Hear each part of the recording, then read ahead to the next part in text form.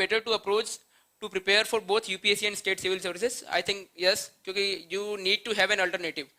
क्योंकि ये होता है कि कई बार ये होता है कि मतलब कई लोग सिर्फ यूपीएससी के लिए आते हैं, जो वेल ऑफ फैमिली से होते हैं, काफ़ी अच्छा बैकग्राउंड होता है, तो उनको कोई किसी चीज़ की टेंशन नहीं होती। लेकिन कई लोग ये होते हैं जिनकी एज होती है 25, 26, 27, जिनके ऊपर करियर बिल्ड करने का प्रेशर होता है, या फिर ऐसा होता है कि यार करके कुछ दिखाना ही है मुझे, अपने उस पर इंडिपेंडेंट होना है मुझे, तो वो लोग स्टेट का बिल्कुल कर सकते हैं। जैसे मुझे लगता है सब नॉर्थ इंडिया या साउथ इंडिया जहाँ से भी हो, जिस भी स्टेट के हो, स्टेट पीएससी तो होती ही होती हैं। तो आप कुछ जो एवरग्रीन है, जैसे यूपी पीएससी अच्छी हो रही है, बिहार पीएससी भी अब काफ़ी अच्छी हो गई है, मतलब पहले होता था कि टाइम पे नहीं होती थी, अब काफ़ी टाइम पे हो रही है। एमपी पीएससी आने वाली है, राजस्थान पीएससी अभी थोड़ा थोड़ा टाइम पे होना शुरू हुई है, लेकिन आगे देखते हैं। जिस भी आप स्टेट से हो वो स्टेट पीएससी देना जरूरी है, लेकिन तब जब आपके पास थोड़ा यूपीएससी के बाद थोड़ा बहुत टाइम मिल जाए, क्योंकि स्टेट पीएससी का थोड़ा बहुत डिमांड अलग होता है। या तो हो सकता है कई कई जगह ये होता है कि उनके दो दो ऑप्शनल होते हैं, कई जगह होता है ऑप्शनल होते ही नहीं है, कई जगह होता है कि थोड़े बहुत पेपर्स अलग अलग होते हैं, प्रीलिम्स में भी ऑप्शनल का जो सब ऑब्जेक्टिव पेपर होता है। तो जिस भी स्टेट से हो आप 2 या 3 स्टेट पीएससी को टारगेट करो, जैसे मैंने भी किया था, मैं झूठ नहीं बोलूंगा। मध्य प्रदेश पीएससी, उत्तर प्रदेश पीएससी और बिहार पीएससी। बिहार पीएससी का मैंने फॉर्म भरा, उसका सेंटर आया मधुबनी।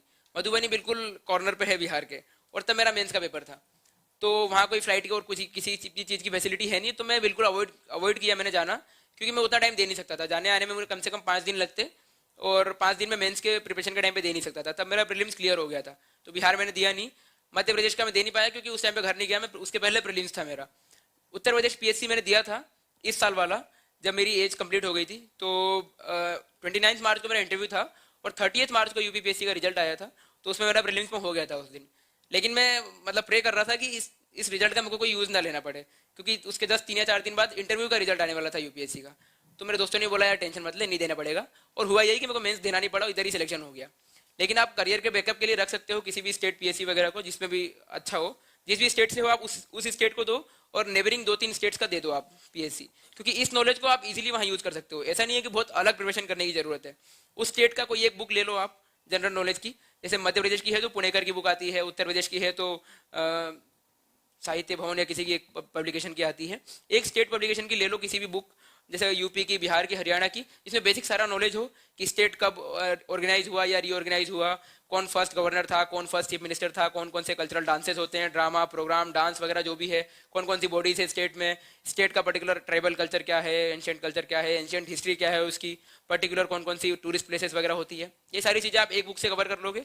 अपार्ट फ्रॉम देट जो आपने पढ़ रखा है, जैसे आप अगर वो पेपर देने जाओगे तो हिस्ट्री के लिए स्पेक्ट्रम वगैरह पूरा रिवाइज करके जाओगे, क्योंकि वहाँ भी इंडियन हिस्ट्री से तो क्वेश्चन आएंगे ही आएंगे। फिर ज्योग्राफी आप पूरा यही रिवाइज करके जाओगे, वो उसमें आप यूज कर सकते हो। करंट अफेयर्स के लिए, स्टेट पीएससी के लिए आप प्रतियोगिता दर्पण जैसी कोई एक मैगजीन फॉलो कर सकते हो। और जैसे अगर अक्टूबर में एग्जाम है तो जनवरी से अक्टूबर तक की आप प्रतियोगिता दर्पण जैसी मैगजीन्स पढ़ लो, क्योंकि स्टेट पीएससी में स्पोर्ट्स और इन सब चीज़ों से भी करंट अफेयर्स पूछते हैं, जो यूपीएससी में नहीं पूछते। तो उसमें वन लाइनर फैक्ट्स जो होते हैं वो ज़्यादा इंपॉर्टेंट होते हैं, उसके लिए कोई एक ऐसी वाली मैगजीन पढ़ लो, और साथ में अपना करंट अफेयर्स भी जो पढ़ा है उसको रिवाइज कर लो। बेसिकली इन सारी चीज़ों को रिवाइज करके एक स्टेट का जो आपने पढ़ा है जनरल नॉलेज वो अलग, और उसको पढ़ के एग्जाम दोगे अगर तो इजीली क्लियर हो जाएगा।